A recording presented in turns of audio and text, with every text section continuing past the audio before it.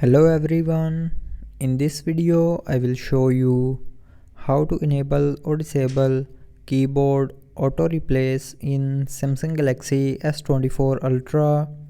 So before starting the video, don't forget to subscribe the channel and also press the bell icon. So first of all, open settings. Now in settings, scroll down and here click on general management.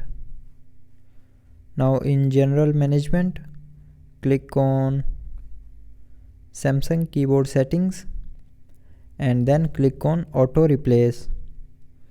Now from here you can turn on or turn off keyboard auto replace for all of your languages that you use in your keyboard.